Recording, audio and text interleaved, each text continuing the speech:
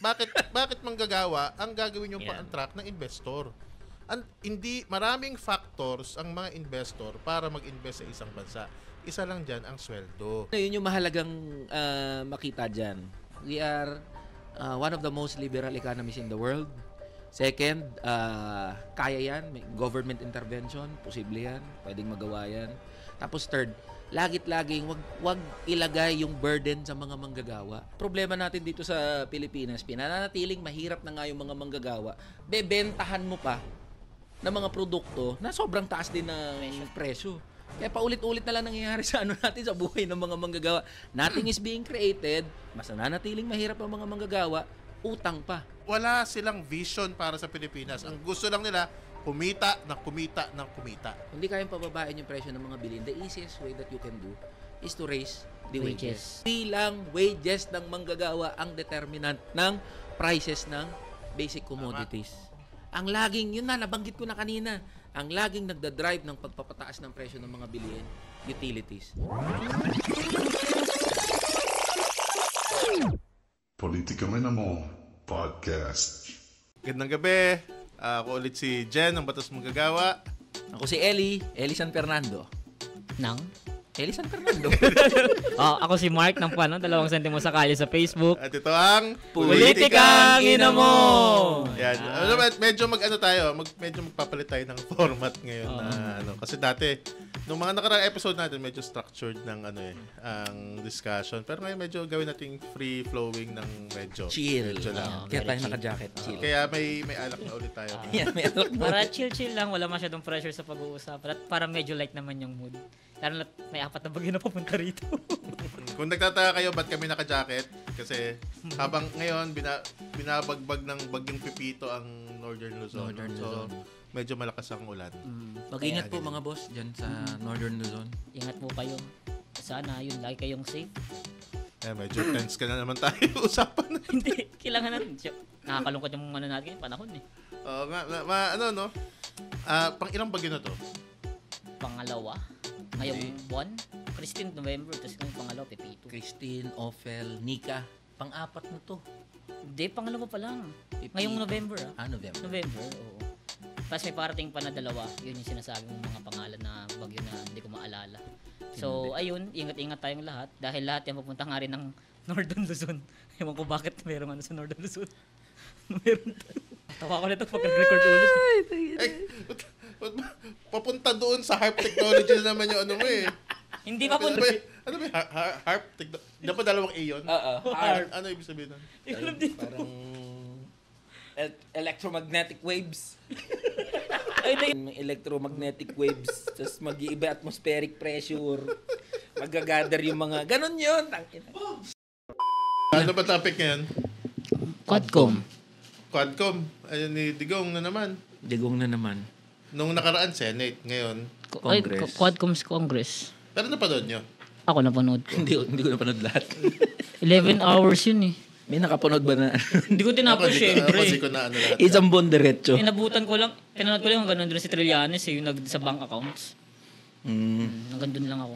Pero anong generally tingin ninyo doon sa nangyari sa Quadcom? Anong analysis ninyo? Circus lang naman lahat yun eh. Pero... Sino yung circus? Ikaw muna, Mark. Anong tingin mo doon? Generally? Hindi parang katulad sa mga ibang nakaraang hearing sana mong nagbago. Wala naman nasolusyonan. Siyempre, ang nakita ko na nakakatawa doon yung parang tinakot niya. Sino yung dating kabataan party list na Si Raul. kakasuhan daw siya ni Duterte. Nabutan mo ba yun? Sabi ni Duterte na kahit piso lang, Bawal yan. bawal yan. But, do you know I can sue you for... Bank secrecy law. Bank secrecy. Pero ako feeling ko, malinaw yung goal ni Digong sa pag-attend niya sa Senate saka sa Quadcom na yan, sa Congress. Ang clear ang audience niya Ang audience niya masa, hindi naman yung mga congressman, hindi naman yung mga senador Ang clear, ang kausap niya, yung tao, Pilipino, at yung military at police. Yun ang pinaka-clear doon. Kumbaga, meron ako nakausap ng isang araw. Sabi niya, meron daw tawag doon kasi LILO report, no? Ito yung isa sa mga pinaka-credible na survey, no? Sa Lilo report daw, si Digong, last month, pababa na daw yung kanyang popularity.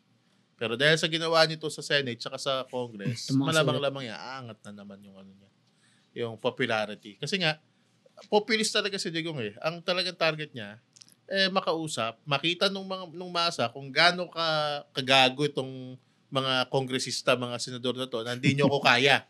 Magsama-sama kayo. Twist, kahit magsama-sama pa kayo, hindi nyo ako kaya. Parang gano'n eh, Superman Yung pinamumukha niya ang sarili niya sa someone na anti-establishment tsaka anti-institution. Kaya din niya sinusunod yung mga tawag doon, mga PALPRO procedures dun sa loob ng Ngayon, Congress. ang balak ni Sara, tingin ko nung una. Kasi hindi naging Kaso hindi siya effective. Kaya sabi, Digong, pakita ko sa'yo paano gawin yan. Ganito lang yan. Natural si Digong sa ganun eh. So, talaga ako, yung goal ni Digong nung sa Quadcom na yan, na-achieve niya. Tsaka yung figure niya parang tatay vibes talaga siya pag sa mga ganun. Ayun yung nakaano sa mga Pilipino, parang nagmumukha siyang tatay na pinoprotektahan yung mga anak niya. Tapos maloko. Successful siya eh. Na pininta niya na, hindi, drug protector kayo. Anong mali sa war on drugs? Drug protector kayo lahat. Tsaka yung mga tanong ng iba doon, yung parang, sino yung unang nagtanong sa kanya, yung babae, na tinatanong sa kanya is, bakit wala po kayong parang accounting sa lahat ng mga namatay, ganyan. Para sa akin, di naman importante yung pagdating sa mga... Di ko naman trabaho. Kaya nga, tsaka sa specifics, di ba? Di mo naman i-report yun. Kaya tatakot sa mga tanong, ba't may nahanapan ng specifics yung presidente? Bakit di yung dati niyang PNP chief head, mga ganun? Maraming mga kalokohan tanong lang doon na talagang hindi na kaya si Digong. Pero meron isang magandang nagtanong doon, yung Luis Stro. Yung tungkol sa willing ka bang mag-ano ng waiver. Doon nagsimula sa kanya nagsimula. Doon nasira yung frame niya. Kasi nakita yung inconsistency ni Duterte. Tapos inasar pa ni Trillanes. Gago to si Trillanes. Sabi ni Trillanes kasi, gumawa na tayo ng waiver ngayon para pirmahan mo. Tapos sabi bigla ni Duterte, ano kapalit? Sasampalin ko siya dito ngayon. Ganun, di ba? Doon nawala yung frame ni Duterte. Nasagisan niya ng microphone. Ululan lang talaga sila doon. Pares mga ulol. Meron tong may sumikat. Yung nasa likod yan nung habang wagisan ng microphone. Sino yun? Si Rachel Lee. Kilala mo yun, di ba? Kilala namin ni Rachel Lee. Korg namin siya rin sa PUP noon eh. Kabatch nyo? Ako kabatch ko, tapos senior namin si Ellie. Oo nga pala, no? Oo. Tapos nagtatrabaho siya ngayon kay Dilima. Kay Dilima. Ano siya? Staff ata. Staff ni Senator Laila. Pero ever since, ano siya? Tawag dito, advocate na talaga siya ng mga pinaglalaban ni Senator Laila. Sa bawat pero bagyo. naalala ko, di ba sa community pantry natin? Community pantry. Nandun siya. Kasama siya. Kasama namin siya ng mga organizer sa kaibigan niya community pantry. Sino yung babae na nag-una sa community Patreng. pantry? Si Patreng. Kaibigan niya yun eh. Pero Sipag yan? bawat volunteer drive, nandun siya lagi si Rachel. Active kasi siya sa Sobrang Marikina. active. So, meron silang grupo na mga kabataan doon na every time may, wala pang community pantry, every time may disaster, every time na may community initiative, nandun sila. Nandun siya lagi. Lagi Pero, siyang may nanguna sa donation drive, mga ganyan. Talagang masipag na leader ng Marikina. Ikaw, Elijah, ano tingin mo doon sa nangyari sa Quadcom na yan? O Tuwadcom, tawag nga ng mga DDS. Tuwadcom, Quackcom, tawag ko. Quackcom ba? Quackcom, tsaka Tuwadcom. Pagod na ako, actually. Parang ilang episode na natin yan. Pang ilang episode na natin na yan pinag-uusapan natin. Talaga ba? Pang-apat na to. Bilang ko. Hindi matapos-tapos eh. Diba? Hindi, Senate tatay nung una. Senate una. Pero yung mga hearings talaga, yung topic natin di na natapos dyan sa Diyan sa mga hearing. Hearing, walang katapusan eh. Diba? Supposedly, in aid of legislation, diba? Dapat may meaningful na batas na lalabas dyan out of the hearing. Election nga lang. Nangyayari, ganyan nga. Alam naman natin. Tapos napapansin, alam nyo, nung mga nakaraan, may mga kausap ako eh. Parang anong tingin nyo sa hearing? Kasi baka ako lang nakakaramdam na gano'n. Sabi ng mga manggagawa mismo, kakapagod, wala naman nangyayari. Paulit-ulit na hearing. Entertainment na nga lang. So even for them, even sa mga manggagawa, parang ayaw na namin marinig yan. Paulit-ulit wala nangyayari. At mas nagkakaroon sila ng impression na tawag dito, tirahan lang ng mga politiko. Yun naman talaga. Totoo naman. So that's the problem. So even yung mga manggagawa at mga tao na nakakapanood, nakakapakinig ng hearing, parang wala na rin pakialam. Sabi ko nga, okay, importante yan kasi trabaho yan. In-explain ko rin yan kasi syempre umiikot na ngayon. 85 ka manggagawa party lista. Umiikot. So in-explain ko dun sa mga kausap ko, mga nag-uunion, mga magsasaka. Dapat pinag-uusapan din yung issue ng mga manggagawa, issue ng mga magsasaka. Hindi pinag-uusapan. So, ibig sabihin ba, hindi equally important to mga issue ng mga taong to? Bakit na lang puro hearing? So, that's the problem. So, ibig mo sabihin, pag nanalo ako manggagawa, hindi mo gagawin yung ginagawa nila. Hindi. So, di ka na mag-hearing? Mag-hearing, pero basta usapin ng provincial rate, tsaka usapin ng mga manggagawa, yayariin ko yung Kongreso. Ito. Yan ang hindi pa natin natatopic ata sa podcast. Yung plataforma, nung ka manggagawa, yung Provincial rate. provincial rate na Yan. Para lang sa mga bagong nanonood siguro, explain mo nga, ano yung plataforma ba ng Kamanggagawa Party List? Yan. Ayos ah. Biglang biglang episode ko na to. 85 ka manggagawa party list. Nung nag-file ako, actually mapapanood nyo to sa mapapanood nyo na to sa TikTok ko eh. Every time, ito laging topic ko. Every time, ito lagi sinasabi ko. Number 1, buwagin yung provincial rate. Ano specific doon? Batas kasi yan eh. Yung Republic Act 6727, Wage Rationalization Act of 1989. Etong batas na to yung nag-enable para magkaroon tayo ng tinatawag na provincial rate. So yung minimum wage kasi natin sa bansa, nagtatakda niyan, mga wage boards. Per region yan, per probinsya. Anong pangako nitong batas na to? So noong 1989, nung ginawa yung batas na yan, sabi nila, dapat daw dalhin yung development sa countryside. Paano mangyayari yun? Magkakaroon daw ng development pag pumunta doon yung mga negosyo. Paano magkakaroon ng negosyo sa probinsya? Kakaroon ng negosyo kapag naging kaakit-akit yung mga probinsya to build enterprises or businesses. Paano nga mangyayari yun kapag naging competitive daw yung sahod ng mga manggagawa? Anong ibig sabihin ng competitive na sahod ng mga manggagawa? Nag-aaway-away yung sahod nila. Yun, dapat competitive away-away. Dapat daw hindi nakapantay sa NCR. Bakit hindi nakapantay sa NCR? Kasi iba daw yung pangangailangan sa probinsya. Cost of living. Tapos yung mga industries available sa probinsya, magkaiba yon sa NCR tsaka sa probinsya. So na-create yung batas na yan para nga i-encourage itong mga businesses. Okay, build tayo dyan ng mga negosyo. Pag maraming negosyo, may mga trabaho. Pag may mga trabaho, may kita ang mga tao. Pag kumikita ang mga manggagawa, may panggasto sila. So, Parang ganda, no? So everybody happy. Very ideal. Yun nga. 1989 pa yun. Yung batas na yun. Bilangin mo na lang 1989 to 2024. Nangyari ba yung pangako ng batas na yun? Kabaliktaran, ito yung lagi ko sinasabi. Kabaliktaran, mas nagsiksikan yung mga manggagawa dito sa NCR, tapos mas nabarat yung sahod sa mga probinsya. Pag titignan natin, kung hindi man almost the same, yung presyo ng mga pangunahing bilihin, mas mahal kadalasan sa probinsya. Ito yung lagi nating binabanggit. Bakit kailangan buwagin na yung provincial rate? Kasi una, hindi nga natupad yung pangako niya. Second, injustice. Napakalaking injustice. Biruin mo, mahal-mahal, parehas lang. Kung hindi parehas, mas mahal sa probinsya. Tapos, sahod natin ng mga manggagawa iba-iba. Tsaka, tingin ko kaya yan nag-i-stick sa manggagawa. Yung plataforma mo sa provincial rate. No? Kasi, illogical naman talaga eh. Walang lohika eh. Kung ikaw ay isang construction worker sa Mindanao, pareho lang naman 8 oras ang trabaho mo. Tama. Bakit mas mataas yung 8 oras na trabaho ng construction worker din? Sa Metro Manila, di ba? Halos doble ang tinaas eh.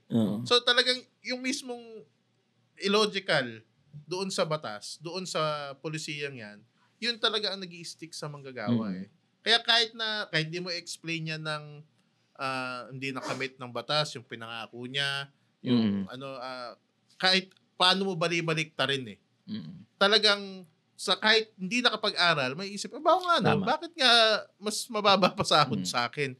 Mas matingkad nga yan, for example, doon ka lang sa Marikina. Tapos tawid ka ng Antipolo. Iba na sahod. Diba? May video ko niyan eh. Diba? Tatawid ka lang doon. Pero maraming against. Nakikita ko sa TikTok mo, Eli eh. Oo nga. Ang tanong ko nga. Maraming against. Ano kasi yung mga argumento? Ang unang naisip ko kasi talaga dyan, ang pinakausapin is yung inflation. For example, pag tinaasa mo yung sahod ng workers sa mga probinsya, tataas yung cost ngayon ng mga businesses. Ibig sabihin nun, tataas yung mga presyo ng mga bilihin kasi yung added cost na yun mapupunta sa mga workers. So, paano masusolusyonan yung mga ganong klaseng issue? Hatiin natin yung doon sa sinabi mo. Cost ng businesses, tapos prices ng mga bilihin. Commodities. Sabi kasi ng mga nagko-comment, kapag daw binuwag ang provincial rate, malulugi ang mga negosyo. Particularly, yung mga micro, small medium MSMEs. enterprises, MSMEs na MSME. tinatawag. Address muna natin yun doon sa MSMEs. So, sabi nila, pag binuwag mo yan, mawawala ang mga micro, small, medium Malulugi. enterprises. Malulugi. Malulugi. Di kakayanin kasi added cost eh. So, dyan sa usapin na yan, kadalasan kasi nawawala yung role ng government. Ang pinag-uusap lang yung manggagawa tsaka yung negosyo. So, binabanggit natin dyan, napaka-critical ng role ng government pag pinag-usapan yung sahod ng mga manggagawa. So, dito sa mga micro, small, medium enterprises, pwedeng suportahan yan ng gobyerno. Papaano? May tinatawag tayong Small Business Wage Subsidy. COVID yan. Yan, SBWS ang tawag dito. Hindi to dole out take note. Hindi to ayuda na ibibigay. Ito ay tulong ng gobyerno doon sa mga negosyo at sa mga manggagawa, sa mga maliit at maliitan na negosyo, yung MSMEs. Na kapag hindi kaya ng mga maliitan na negosyo na to, na pasahurin at the minimum wage, yung mga manggagawa niya, the government comes in. Papasok dapat gobyerno dyan kasi Parang isa-subsidize ng Oo, gobyerno yung sahod. ang gobyerno kasi yung may resources eh. Mm. Nasa kanya yung pera eh. Nasa kanya yung bulk ng resources ng bansa natin. So siya dapat ang dyan. Siya dapat ang pumasok dyan. Para hindi malugi at hindi magsara itong mga micro, small, medium enterprises. So dyan sa usapin na yan, magsasanga. Magba-branch out yan. Kaya ba? Posible ba? Posible. Banggit niya ni attorney kanina, yung COVID-19, yung height ng COVID-19 pandemic. May ganyan eh. May ganyan. So po pwedeng sabihin ng iba, hindi naman naging successful. The point is, the government can do that. The government can allocate resources para sa mga micro, small, and medium enterprises. Second, meron ng mga existing na batas na ine-exempt ang Tama, mga tama. MSMEs. Halimbawa dyan, yung BMBE, yung Barangay Micro Business Enterprise, na ine-exempt na sa minimum wage yung mga micro enterprises. So, pag 10 below, tama ba, Torny? 10 below. Pag 10 below, exempt ka sa Tapos minimum wage. service industry at saka Yan. trade. So yan yung may mga existing na ganyan. Pwede pang palawakin yan. Yung mga incentives ng gobyerno na binibigay sa MSMEs. Bakit? Kung gobyerno nga nagagawa na magbigay ng incentive sa mga malalaking negosyo, bakit hindi niya kayang gawin yan sa mga micro, small, medium enterprises? Tsaka tingin ko medyo yung mga ganyan tanong, medyo parang bad faith argument siya eh. Ang ginagawa kasi ng mga ganyan tanong, paglalabanin yung micro, small, medium enterprise at saka Big yung businesses. mga manggagawa. Mm. Kasi sasabihin, hindi natin pwedeng ipantay ang minimum wage kasi malulugi yung mga micro, micro, small, medium enterprise. Ganun ang, pag kayo pag-aawayin, tingin ko, hindi talaga magkaaway eh. Bakit? Kasi karamihan ng mga micro, small, medium enterprise, yan yung mga dating mga manggagawa rin na nakapag-ipon, magbubukas ng maliit na tindahan, maliit na online shop, di ba? Yan yung mga maliit na karinderya, ganun yan. At sa totoo lang, doon sa nabasa ko yung ni Elijah yung platform ng kamanggagawa. Na-address na yun doon. Kasi doon sa kanyang national minimum wage na program, ang tawag doon may industry wage fixing. Maybe. Pwede mong kumbaga, kung construction company, construction industry, pare-pareho lahat ng mga sahod ng construction workers, mason, carpentero, buong Pilipinas, pwede mong i-categorize din yun na lahat ng mga micro, small, medium enterprise, maglagay ka ng threshold, 10 o 50 employees, may iisa rin yung kanilang minimum wage buong bansa. Kasi pareho lang trabaho eh. So, it addresses pwedeng mas mababa yung kaysa, for example, sa malalaking manufacturing firms, sa malalaking construction company. So, pwede siya i-tiered yung So, hindi magkaaway Hindi magkaaway ang micro, small, medium at saka yung mga manggagawa. Ang tunay na dyan, ang sure ako dyan, yung mga malalaking negosyo, kayang-kaya nilang magpasahod ng pantay. Kaya na. Kayang-kaya ng malalaking negosyo. Ito pa isa sa mga criticism siya na nakikita ko kay Elijah. For mga big businesses naman, ang sinasabi kasi nila dyan is if gagawin nating, tatanggal natin yung provincial rate, paano tayo makakapag-attract ng mga ibang investors dito sa bansa natin? Investor na naman. Mga investors na naman. Kahit nakakasawan, diba? Parang yung pinaka-concern kaysa workers. Pero isa siyang talaga criticism sa mga platforms ni Elijah. Kasi kung sagot na yung sa mga small businesses, paano naman yung mga big businesses at yung mga possible business investments na papasok sa bansa natin. Paano kung pataasan yung mga sahod ng workers, edi magiging less attracted na tayo sa mga manufacturing na pwedeng pumasok dito, mga businesses. Si Elijah muna, may sagot ako dyan. Doon sa naputol tayo doon sa sa MSMEs kanina. So kaya. Kaya. Pwede, posible. So the government nga can do that, and even sa mga malalaking negosyo, ginagawa niya na ngayon. In line with that, dun sa mga malalaking negosyo, alam mo ba, one of the most liberal economies in the world, Pilipinas. Ang dami nating in place na mga batas. Ngayon nga may kakapasa lang na batas Create. Yung CREATE law na binabawasan yung corporate income taxes ng mga negosyo, mga kumpanya, malalaki mga billionaire From companies. 25 to 20%. Kita, laking bagay. Laki ng 5% na yun para sa mga big businesses.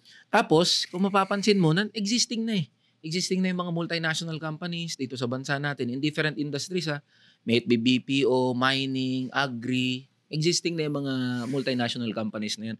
So we are already attracting these multinational companies. At kinikilala natin, open na nga yung ekonomiya ng Pilipinas. But the problem remains. Even with the presence of multinational companies in the Philippines, in different industries, the situation of the workers remain the same.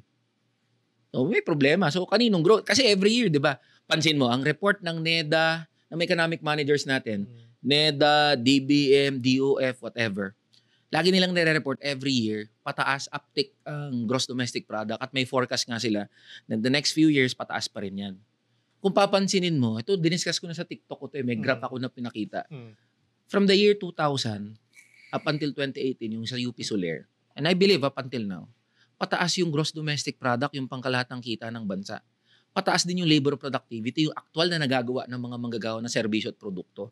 Pero pag plinat, yung wages ng mga manggagawa, virtually the same. So, sino nakinabang? So, yun ang tanong, sino nakinabang? Sasabihin ng iba, ito yung lagi ko na-encounter na tanong dyan. Siyempre, yung mga negosyo, ano yan, i-invest uli nila, napupudpud yung mga makina.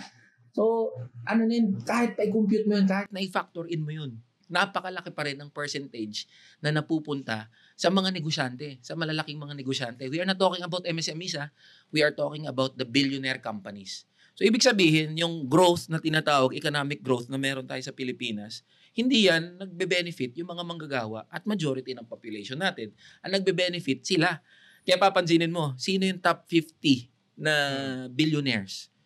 Papansin mo pare-pares na tao So, kasabay ng paglago ng ekonomiya, pataas din yung pataas din yung net worth nitong mga billionaires. Nung COVID nga, yung mga billionaire natin, sila Villar, sila Razon, kaysa malugi, sila dumoble yung pinakamalaki ata si Razon o si Villar para nag-triple nung panahon ng COVID. Pero kung sasagutin ko yung tanong mo kanina, kapag ka tinaas ang sweldo ng manggagawa, hindi na daw makaka-attract na investor. Sa akin, ang sagot ko doon, putang ina nyo. Bakit manggagawa ang gagawin yung pa-attract ng investor? Hindi maraming factors ang mga investor para mag-invest sa isang bansa. Isa lang diyan ang sweldo. No? Anong mga factors diyan? Infrastruktura. Ayos ba yung mga airport, yung mga ports para makapag-deliver ng mga goods? Pangalawa, kuryente, utilities, and ang taas ng kuryente natin dito times 4 ng Europe, more than times 4 pa ng Europe. So, parang sa akin, bad faith argument na naman yan. Kasi nga, manggagawa ang pang-a-attract ng investor, hindi ka ba naman gagot tanga? Di ba? hindi lang, kahit mga negosyante, sasabihin nila, hindi lang yan. Bakit ang China? Ang China ay mas mataas pa ang minimum wage sa atin. Nasa 20 plus thousand ng minimum wage pag kinonvert mo sa peso dun But nandun lahat ng pinakamalaking multinationals, McDo, Nike, Apple, but nandun lahat? They go there kasi magandang infrastruktura ng China. Kasi yung mga manggagawa ng China, high-skilled. Alam mo bang meron doon mga cities, yung city kung saan ginagawa yung iPhone, lahat ng tao doon, lahat ng manggagawa doon, kaya gumawa ng cellphone. Sa Shenzhen ba yan? Meron doon mga grocery store. Tama. Na mga parts ng may mabibili ka, screen lang, may mabibili ka, wire lang, battery lang. Sa Alibaba, daming yung mga tao doon, gumagawa sarili cellphone na putang ina. Kaya nandun yung Apple. Hindi lang sweldo ang hindi ganoon yun. Napakatangang argumento ng na yan. Yan yung isa rin na elemento doon sa counter-argument niyan Actually, yung mga mali kasi yung assumption ng mga nagka-counter dito sa provincial rate. Marami nagmamarunong lang susupalpalin mga mukha ng mga hayop na yan. Oo nga, meron pang lagi nagtatag sa atin Tsaka na Tsaka na tayo sasagot pag mas marami na yung follower ng mga yan kaysa sa Pag mo atin. nang pagdating, baka sumikat. Baka pa. sumikat Nang pa. alata naman ng bebate lang yung hayop na yun eh. Pero yun yung mahalagang makita diyan. We are one of the most liberal economies in the world. Second, kaya yan, may government intervention, posible yan, pwedeng magawa yan. Tapos third, lagit-laging wag ilagay yung burden sa mga manggagawa. It's as if parang problema ng mga manggagawa yan. Tingnan mo itong argumento ng mga Ng mga ulupong. mga gagong yan. Pag tumaas ang sahod ng mga manggagawa, yung pagtaas ng presyo ng bilihin, isisisi sa mga manggagawa. Pag tumaas ang sahod ng mga manggagawa, yung pagpasok ng mga investors, isisisi uli sa mga manggagawa. Mga tanga. Di ba? Bakit sa manggagawa? Tama yung binanggit ni attorney. Ba't sa manggagawa ang sisi? Nasaan ang gobyerno? Di ba? Yan ang problema dito eh. Ayusin muna nila assumptions nila. Yan. If they can, Bago sila makapag-debate. pag okay na yung assumption nila, tsaka tayo magdebate. Yan sa... Hindi lang assumptions, pati data nila. Ayusin Data. nila yung mga data nila. Mga minsan kasi clickbait. Gusto lang sumakay doon sa popularity ng issue, di ba? Although okay naman na, para sa akin, hindi naman yung zero sum. Okay lang naman sumakay doon sa popularity ng provincial rate. Actually, win na nga yun ni Ellie na pinag-uusapan, ma-raise. Ayun nga gusto natin mangyari, ma-raise sa national issue yung provincial rate. Marami na rin mga politiko na sumasakay dyan. Sino-sino ba? Ano si Marcoleta ba? Si Marcoleta ba yun? Yung meron siyang Si isang Marcoleta, against. Against. Si Vic Rodriguez, pro. Pro-abolition na, hindi pro. Akala ko pro. Sino pa ba? Yung mga labor leaders na. Ay, matagal na. Matagal na. Sila Lok Espiritu. Matula. Attorney Sani Matula. Mga matatagal na. Si Leody de Guzman. Matagal na. Campaign na talaga yun, ever since eh. Magkaroon ng national... Kasi nga, ang tagal na talagang campaign yan. Hindi lang sumisikat ng todo. Pero sa ground yung common manggagawa, alam niyan yung issue na yan. Matagal na nila alam yun. Pero hindi lang na pag-uusapan ng mga policy maker. Bakit? Puro negosyante yung mga putang ina eh. Kaya nga kung babalikan natin, di ba yung historical, yung background niya, biro mo, 1989 pa. And even tignan mo yung saan ang pinakamalaking chunk ng pagtaas ng sahod because of wage rationalization, NCR. Laging NCR. Kaya siguro yan din yung pinanggagalingan ng mga manggagawa sa probinsya eh. Para kasi Imperial Manila, isipin na Imperial Manila, lagi nilang Manila. Bakit mas mataas doon sa Maynila, Bakit? Mga Yung pagkain kinakain pa nila, may ginto, putang ina. mas masarap, mas okay yung pagkakaluto kaysa sa amin. Pero sa totoo lang, di naman, yung manggagawa dito, hirap rin naman. Mababa pa rin yung NCR rate na yan. Lalo na't pag-iisipin yung cost of living dito, no? Yeah. Kahit sabi mo mataas yung sahod dito, Yan, maganda relatively, di ba rin talaga kakayahin ng sahod kasi taas rin ng gastusin dito. Maganda nga niya. Ayan, dali. Medyo contradictory yan dun sa kasi syempre, isa sa mga sinasabi ng mga against sa buwagin ng provincial rate, mas mataas daw ang dito, ang cost of living sa Maynila, kaya mas mataas dapat sahod. Ine-echo mo anti-provincial rate ka pala. Anong sagot mo dyan? Hindi, actually, anong sagot mo dyan? Totoo. Kasi yun. kapag pinasok mo na yung rent, tsaka real property prices dito sa... Isipin mo, meron dyan mga maliliit na lang, or for rent na mga dorm, mabuti ka na ng 6,000 to 8,000 pesos. Compared naman sa mga ibang, for example, yung tito ko, meron mga dormitory sa Pampanga. Mura lang yun, mga 3,000 per month lang. Compare mo sa Manila. Yeah, pero alam mo saan nagre-renta mga manggagawa dito sa Metro Manila? Alam mo saan? Squatters area.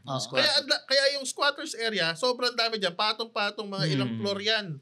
Tapos bed space, 1.5, 1.8. Mahal na yung 2,000. Ganon din ang cost of living. Rent, syempre, di ka naman mga middle class yun, one bedroom apartment at 10 to 15,000 na presyo. Pero, ang manggagawa sa Metro Manila, naka-bed space yan sa squatters area. May study nga ako nakita dati, yung daw population ng Metro Manila, bumababa kapag kagabi. Kasi nag-uuwian. Nag-uuwian dahil sa probinsya ang mga bahay. Hindi nagre-renta dito. Weekend. Tawag dyan mga super commuters, yung mga haba yung mga traffic. Nasa San Mateo Rizal, nasa Antipolo, nasa San Jose del Monte, nasa San Pedro Laguna, nasa outskirts. Fundamental rin kasi, assumption din yan eh. Hindi assumption. May data na nagbabak talaga mas mahal ang renta dito sa Metro Manila, pero hindi fundamentally sinasagot bakit mas mahal yung renta dito sa Manila. So, nagsa-spike ang rent prices dito sa Metro Manila because of the fact na lahat ng mga negosyo, yung mga manggagawa, nandito nagsisiksikan tayo lahat eh. Kaya nga yung ano, 'di ba, Manila yung isa sa pinaka hindi lang dense, pinaka-expensive city to live in dito. Kaya nga nakakataka yung iba paano yung mga locals naka-survive sa Manila considering the prices nga. Dalawa naman ang dalawang factor ang titignan mo sa pinagkakagastusan ng mga manggagawa. Number 1 dyan, definitely food. Pangalawa, rent. Pangatlo, yung mga other needs nila, transpo, etc. Kuryente, tubig. Maswerte nga kung may savings pa ang mga manggagawa, pero sa buhay ng mga manggagawa ngayon, wala na savings yan, puro debt nga eh. Utang. Buti education, di na masyado. Di na. Maraming mga public school tulad ng PUP. Pero kasama pa rin yung need mo para makapag-aral. For example, mamamasahe pa rin yung estudyante. Internet, data, tapos minsan sa mga ibang classes, kailangan pa lang sariling computer. For example, pag IT ka. Tama. Pero ang biggest chunk talaga nasa food tsaka nasa rent. Para may 50% food no? Sa rent din at magkano ba sa rent? Kailangan natin tingnan yung data. Saan dito sa Metro Manila? Magkano na pupunta sa expenditures ng mga manggagawa pagdating sa rent. Pero napakataas niya. Napakataas nun. Pili ko nga sa lahat ng mga cost nila, aside from utilities, yung rent talaga yung pinakamalaking chunk nila. Kaya yung iba ginagawa nila, yung mga bago nilipat dito, gabay na sila for a year. Kasi debunk na parang natin. Contract na. Debunk na natin yung dun sa food eh. Sa component ng cost of living pagdating sa food. Kasi yun doon nga sa PSA data, tinignan ko yung... Mas mahal pa sa probinsya. Oo, yung price situation of selected agricultural commodities, tinignan ko. Mas mahal ang bigas, mas mahal ang baboy, mas mahal ang manok, isda. Itong di ba si Marcoleta doon sa video nang yan, sabi niya, sa probinsya daw pwede ka mamitas ng... Para matagal na ata hindi nag-ano ito ni Senator Marcoleta. Matagal nang hindi umuwi ng probinsya. Kaya nga eh. Ginamit ko yan. Trinay kong gamitin yung example na yung Torne sa mga magsasaka sa may Porac sa Pampanga. Sabi ko sa provincial rate. Natawa rin sila eh. Sabi nila, saan pa po pwedeng pumitas na libre? Nagpapatayan sa probinsya pag pinitas mo yung mga nakapit-bahay mo. Pag pumitas ka, puta, barangay ka. Yun ang problema eh. Si Marcoleta parang di lumalabas ng bahay niya. Baka lasing sa hopya. Sa hopya. Mahilig siya sa hopya. Follower ako dyan eh. Pero sobrang delusion ng mga politician natin para hindi nila alam yung ganun reality. Tingnan mo yung comments sa video niyang yun. Pipitasan po ako pipitas. Wala na libre nga. May mga nagko-comment kami pipitas. Pag pumitas ako, papabarangay ako eh. Wala naman nagtag sa'yo. Wala nagtatag may mga nagtatag sa akin nun. Kaya gumawa ako ng video nun eh. Debunking si Congressman. Tingin ko, maganda naman. Siguro yung intention ni Congressman Marcoleta, mali lang yung info niya. Baka mamaya kasi, baka marami sa mga kaibigan niya, puro negosyante na anti-provincial rate. Putaginig yan. Pero dapat aralin mo pa yan. Kong Marcoleta, ito Actually, ako gusto ko yan si Kong Marcoleta.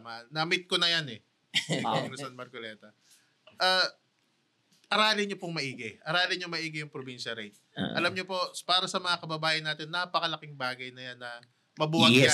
First step pa lang po yan ha. Hindi naman yan yung pag sinabi, hindi naman ibig sabihin, binuwag natin provincial rate, giginahawa na buhay ng manggagawa. Hindi. First step, isa-isa lang po. Gradual lang naman tayo. Pero pag-aralan niyo po maigi, dahil maraming mga kababayan po natin apektado dyan sa provincial rate na yan. Gusto kong idagdag dun sa examples natin, di ba, yung Metro Manila, taas nga ng rent. Lagi kong ginagawa example to. Yung metro cities sa mga probinsya, almost the same din ng rent prices eh. Baguio City, Metro Iloilo, Metro Jensan, Metro Cebu, Davao. Boracay nga, mas mataas pa eh. Boracay. Di ba nung pumunta Boracay, nakausap ko yung manggagawa dun sa resort. Tinanong ko, magkano renta dito sa nirerentahan mo na bahay, bed space? 3,400 a month. Bed space. Mas mahal pa sa Maynila yun. 3,400. Imagine dito, that. 1,500 to 2,000 dito. Tapos kaya nga ang asar nila dun sa Boracay, di ba? In dollars daw. Dollars palagi ang presyuhan dun. So, hindi rin Pero hindi ba dahil kaya mataas yung valuation ng mga prices doon? Dahil mga tourist cities yun. Hindi naman siya like hindi naman talaga siya like mga provincial regions na sasabihin at mga domestic na mga tao. Talagang abnormality rin. Abnormality siya. So, magsistick pa rin yung provincial rate. Bakit ganun pa rin yung... Bakit provincial rate doon? Kung mas mataas ang yung doon contradiction doon, parang diba? So, illogical talaga eh. Walang lusot eh. Talagang illogical yung provincial rate. Hindi talaga dapat yun hindi cost of living ang dahilan kung ba't may provincial rate. Ayan, may dyan, attorney. Fun fact, trivia. Kasi hindi naman cost of living ang determinant ng pagtataas ng sahod ng mga manggagawa, ng mga wage boards. Hindi dahil sa demand for living wage. Kasi may mga categories yan na sinusunod ang mga wage boards. Isa na dyan yung demand for living wage kasi nakasulat sa konstitusyon, pangangailangan ng mga manggagawa. Then second, yung employer's capacity to pay. Kadalasan, palagi ng rason na kinukonsider ng mga regional wage boards whenever magdidiscuss sila ng taas sahod, employer's capacity to pay. Di ba nabanggit ko na dati yung kung wala kang kapital magpasahod, huwag ka na magnegosyo. Yan yung so, pwede mo naman gawin yung negosyo mo nang wala kang empleyado. Di ba? Oo, ikaw na lang. MSMEs, di ba? Pero it speaks a lot It speaks a lot doon sa papaano yung framework ng mga wage board sa pagdedetermine ng sahod ng mga manggagawa. So laging naka-bias ba? Bias sa... Ay, question ko lang, paano sila nakakuha ng data ng, for example, yung parang capacity to pay ng isang employer? Paano nila nakuha yung mga data na gano'n, na may capacity sila o Ako, wala? di pa ako naka-attend ng hearing. may yun. industry representative kasi. Ah, Kaya di ba tripartite? Tripartism ang... okay, so ang question ko doon is, gaano ka-honest yung data na binibigay nila when it comes sa capacity to pay ng mga MSMEs? Yeah. Kasi may mga nakikita ko MSMEs na ang lalaki na talaga ng mga, for example, yung mga ibang vape shop dyan, ang laki na ng kinikita. Tanungin mo yung mga kapitalista. Tanungin mo yung mga industry Kasi yung question representative. ngayon, padating sa data nila. Oy, honest ba kayo? Honest ba? Totoo ba yan si binibigay ninyo? May bilyonaryo bang honest? Ano ko Parang MSM? oxymoron yun eh. Hindi mga, siyempre mga billionaires given na yan. Pero yung mga MSMs, kumbaga, kung gaano sila ka-honest magbigay ng capacity nila to pay their workers din. At the end of the day, yung mga business owners, they would advocate for their own interest. Mm-hmm. No? Ang own interest nila, bababa ang cost nila. Yes. No? Maximize Ang problema, profit. ito ang problema, lalo na sa mga MSMEs, ang problema nila, ang kaya lang nilang kontrolin, cost nung kanilang pasweldo. Hindi sila pwedeng tumawad sa kuryente. Hindi sila pwedeng tumawad kay SM, yung mga produkto nila. Di ba? Hindi sila pwedeng magpatayo ng mga kalsada, port, airport, di ba? O, anong pagdidiskitahan nila? Yun yung kanilang sahod ng mga manggagawa nila. Isa Diba? pa sa, Tony, ito yung tingin ko error sa framework.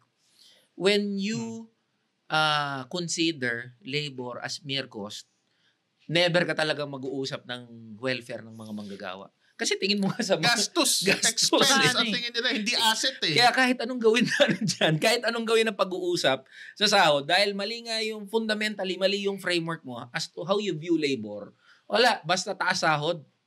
Basta provincial rate, wala. It's a puwera yan. Pagdating sa idea rin na pag-i-start ng business, kasi di ba given na risk yan. Pero marami sa mga negosyante natin na parang ayaw nila yung magkaroon ng risk yung investment nila. Gusto nila lagi magkaroon ng agad kita. Pero in the first phase, pang naisip ko, yung pinaka-risk naman talaga ng mga negosyante is hindi naman sila maghihirap agad eh. Ang pinaka-risk nila, di ba, para maging workers lang sila ulit. Unlike sa mga workers na pag yung risk talaga nakabuhayan nila. Yung livelihood. Tawag ni Marx nga dyan, di ba? Yung Yan, si the Lolo middle Marx. class, si Lolo ko yun eh. Nag-ano daw, yung middle class, lalo yung mga petty bourgeoisie. Petit.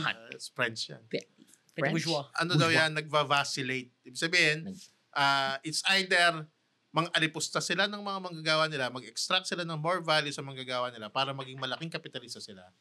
Or, Magiging manggagawa bumaba sila sa pagiging manggagawa. Ayun yung pinaka-risk nila at fear. So, ano yan? Tsaka nakakatawa dyan. Since 100 years ago, sinasabi na. Ang nakakatawa dyan, takot sila maging manggagawa kasi alam nila yung mga ginagawa sa mga manggagawa.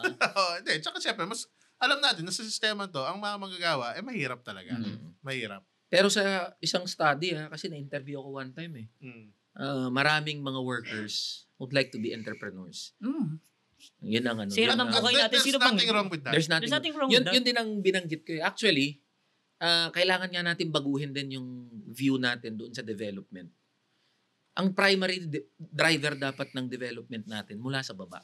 Problema kasi ang development, yung framework ng ekonomiya natin. Trickle-down economics. Laging laging sa malalaki. Laging sa bilyonaryo, laging sa multinational companies. Yung mga maliliit, tayo yun, kasama tayo lahat doon. Parang napag-iiwanan. Hindi nga parang napag-iiwanan tayo doon sa usapin na yan. Sa Tignan mo yung kalokohan ng trickle-down economics na yan. Papunta lang ako dyan sa putang na yan. Matagal na akong nagigigil. Debunk na yan. Kahit yung mismong World Bank, tsaka IMF, International Monetary Fund, no? Sinasabi nila, hindi daw totoo yung putang ng trickle-down economics. Anong ibig sabihin ng trickle-down economics? Palaguin daw natin yung mga malalaking negosyo. Bababayan. They will create. At yun, magti-trickle down daw yung prosperity. No? Doon hanggang sa workers nila. And ano nangyayari sa totoong buhay? Yun sa papel, syempre. Yung mga, lalo na yung mga nasa UP School of Economics, mahilig sa papel yan eh. Mas lumalaki yung malaki na. Yung malaki na, mas lumalaki pa. Ano, sabi nila, i-reinvest daw sa ekonomiya ng mga kapitalistang malalaki yon kapag ka daw kumita sila ng malaki. Anong ginagawa? Ay, bibili ng pangatlong yate, ng jet nila, ng pang-5 bahay sa summer place nila. Yun ang ginagawa ng mga siraulo. Hindi naman nire-reinvest. Re-reinvest sila konti. Pag big enough na sila, cash out na. Diba? So, hindi totoo yung putang ng trickle-down economics. Sino ba to yung isang content creator din? Si Dr. Sino? Yung... Brand Doctor. Brand Doctor. Ang ganda na sinabi niya maganda yun. Ano sinabi niya? Yung mga kapitalista daw natin dito sa Pilipinas, walang tamad. Mga tamad. Walang meaningful na inaambag sa ekonomiya natin. Well, given naman yung kasi, di ba, for example, ilan naman sila nagko-compete dito. Yung ideal naman ng capitalism na yung promise sila. Kung mas maraming competition, yan yung mag-drive ng sa taas sa sound, mas taas sa competition. Yung problema sa atin, halos wala mga competition. Pero iba yung sinasabi niya eh. Sinasabi ni Brand Doctor, walang industries na nakikreate. Talagang yung profit na nalilika from these businesses, yun nga yung binabanggit ni Atty. In unproductive. Ginagaso sa mga unproductive na mga bagay. Hindi siya bumabalik doon sa ekonomiya. To have industries, meaningful industries. Take a look at example sa Japan. Tsaka dito sa iba't ibang mga bansa. Tignan mo yung mga malalaking mga negosyante nila diyan. So nag-ambag sila eh. Na-develop nila yung mga industriya nila kaya nakakapag-compete sila sa world market. And problema natin dito sa Pilipinas, pinananatiling mahirap na nga yung mga manggagawa. Bebentahan mo pa ng mga produkto na sobrang taas din ng presyo. Kaya paulit-ulit na lang nangyayari sa natin sa buhay ng mga manggagawa. Nothing is being created, mas nananatiling mahirap ang mga manggagawa, utang pa. So kaya ganyan ang itsura natin. Panoorin mo si Brand Doctor ano yun, para siyang marketing head dati siya ng Procter & Gamble. Parang yun. Pero susugan ko ulit yung na yan. Yung mga oligarchs natin, dalawa lang yan, mamimili sila. Kundi sila tanga, tamad sila. Linta. Bakit? Ito kulang sila sa patriotismo o nasyonalismo.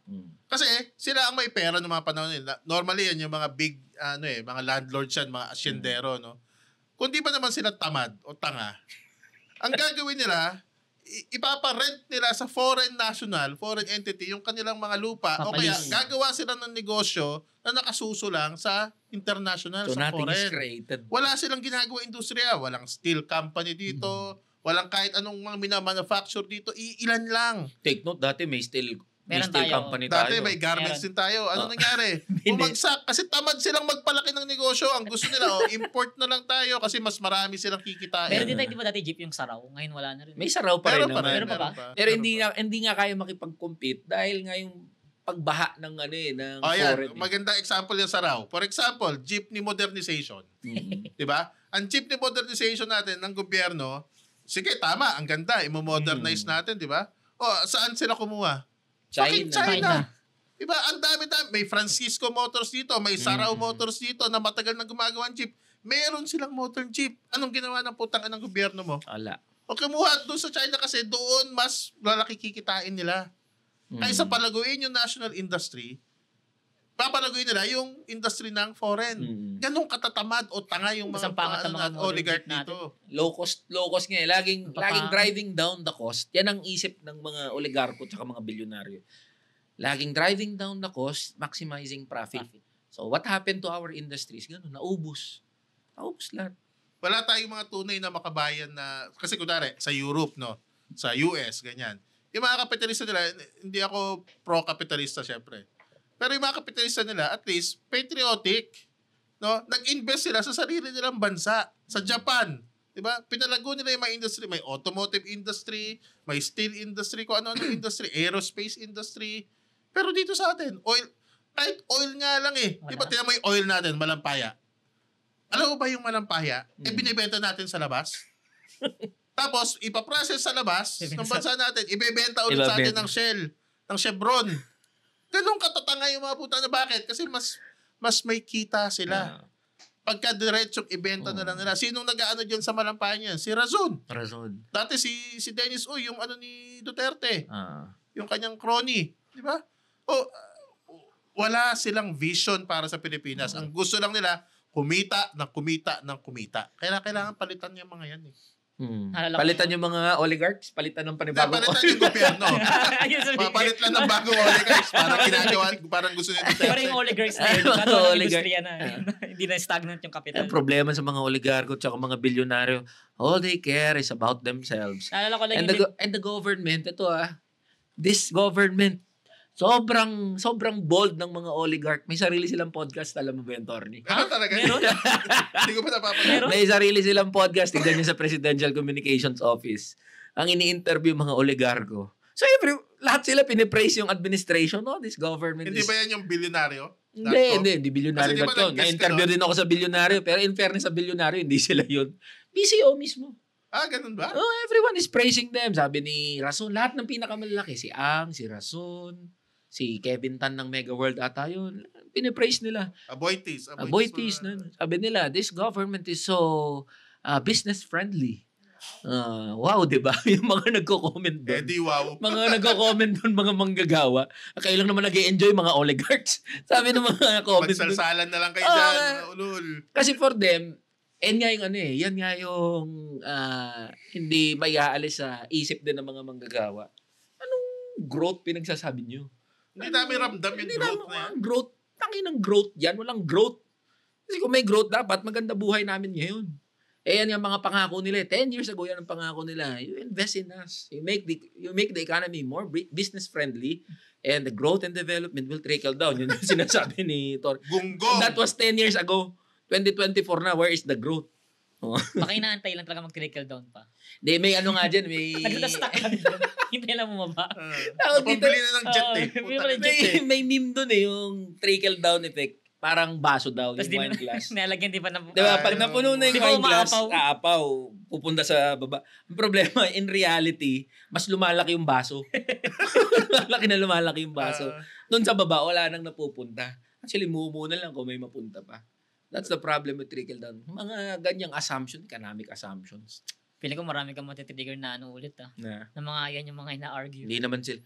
Hindi naman ako nag-i-exist para sa kanila eh. Hayaan mo silang matrigger ng matrigger at maggawa ng content laban kay Elijah kasi mas sumisikat lang yung content ni Elijah pag gano'n. And ang kagandahan dyan, Torny, saka Mark, yung kapag may mga nagpo-post about anti-provincial rate sila, hindi ko na kailangan nga sumagot eh. Ikaw na tiyatag. Kasi pinuputakti sila ng mga manggagawa sa probinsya. So tingin mo, okay yung mababang sahod sa probinsya. Yung bigas namin dito, kasing parehas lang ng ng presyo dyan sa Metro Manila eh. Sila na mismo nagde-defend.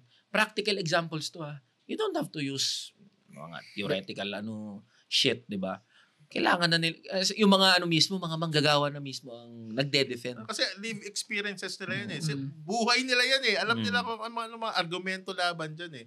Pero napunta tayo sa malalim na ekonomiya. Pero balik tayo sa topic na provincial rate. Ano pa yung mga nakikita mong mga argumento ng mga kalaban ni Eli dyan? Actually, yung dalawang argumento lang naman yung mga nakikita ko madalas na... Ito. May mga nagsasabi, wag daw taas sahod. Babaan na lang daw presyo. Kasi pag taas sahod, mga manggagawa lang daw ang maapektuhan. Kapag ka daw yung baba yung yung presyo ng bilihin, lahat daw. Mas mahirap. Tama parehas yun. Pero parang mas mahirap gawin yun. Tama parehas yun. Taas sahod, pababain presyo ng bilihin. Hindi naman magano yun eh. Hindi naman kalaban yun eh. Tama parehas yun. Pero ito binabanggit ko dyan. Kung hindi kayang ibaba o pababain yung presyo ng mga bilihin, kasi the government can do that eh. Kung hindi kayang pababain yung presyo ng mga bilihin, the easiest way that you can do is to raise the wages. Question, pinapababa ba ng gobyerno yung presyo ng mga bilihin? Hindi. Tanong, bakit hindi bumababa yung presyo ng mga bilihin? Kasi yung gobyerno mismo nag-enable at nag-disable sa kanyang sarili para hindi makontrol ang prices ng mga bilihin. Yan yung mga deregulation. Ito na yung mga deregulation. Halimbawa, ano ang isa sa mga inflationary commodities? Ibig sabihin ng inflationary commodities, pag tinaasan mo yung presyo niyan, everything follows. Langis. Paano mo makokontrol yung langis? Pinasa ng gobyerno, oil deregulation law. Panahon ni Coricong, tsaka ni Coricong. Maano naman tayo dito? Ni Cory Aquino, tsaka ni Fidel Ramos. Yan, inano nila yan. Pinush nila yan. Pero mo gumawa ng batas para sabihin sa gobyerno, Pag nag-fluctuate ang world prices Wala ko say. sa langis, wala akong say. Kasi dati, meron, di ba? Meron. Hindi pwede magtaas yung Petron, Shell, Caltex. May buffer May buffer. Ibig sabihin kung talaga nagfa-fluctuate naman yung presyo ng langis, may buffer ang gobyerno. Kaya niyang mag-infuse ng pera kasi nga nasa kanya yung resources eh. Tinanggal yun. Walang say na ngayon ng gobyerno. Kaya pag umabot ng 100 per litro, Namuntik na dati.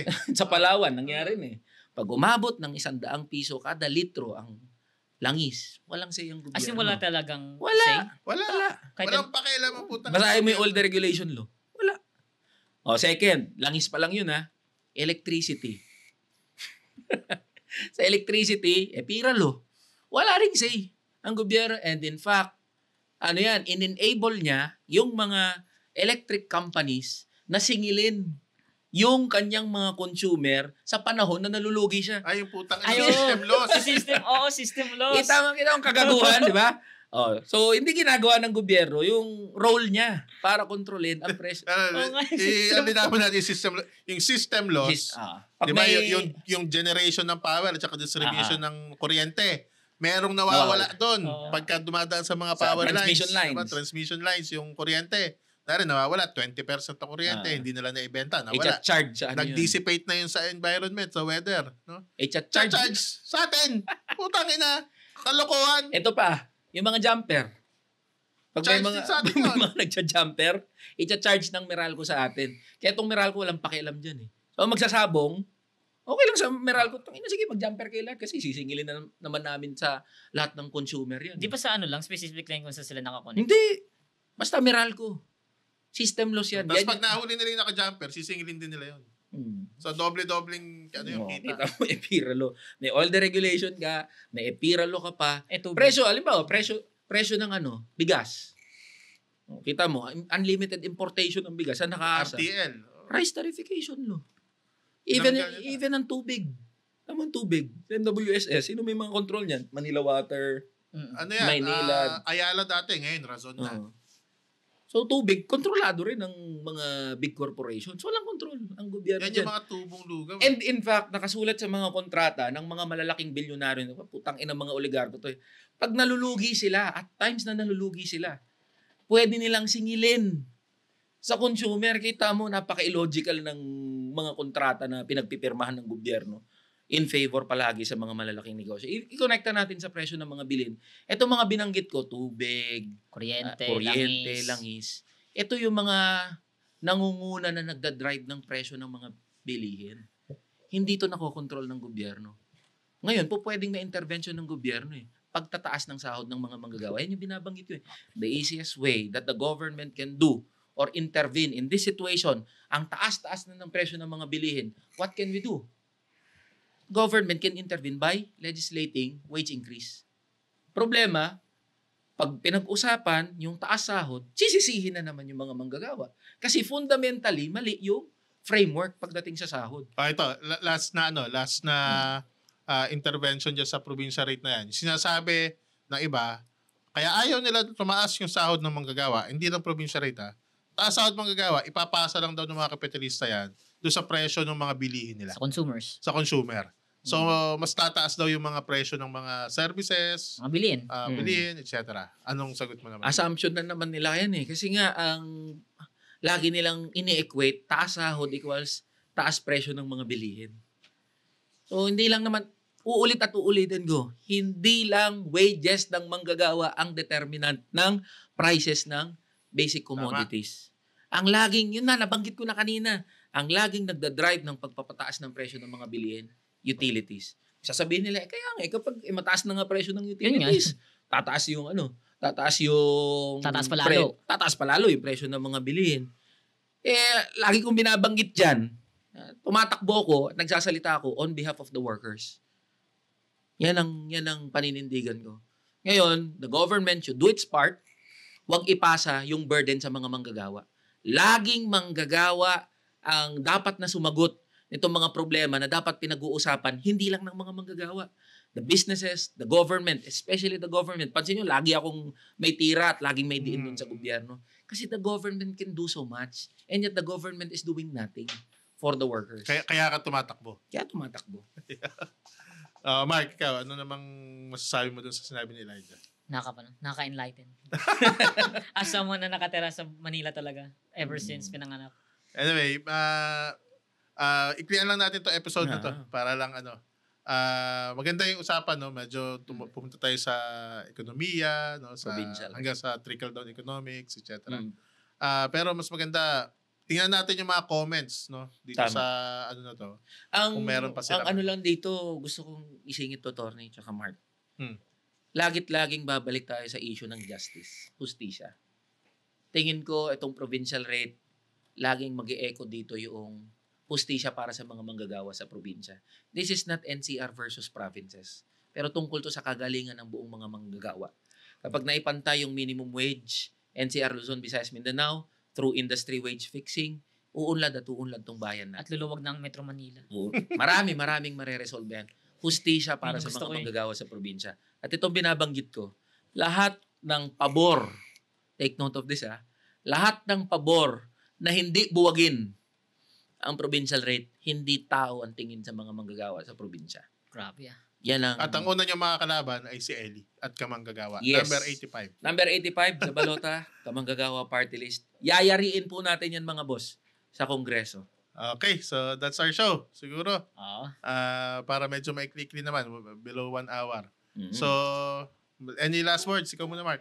Wala naman ako last words. Nakakatawa lang yung discussion, lalo na yung regarding sa provincial rate, kahit ako may mga natutunan ako.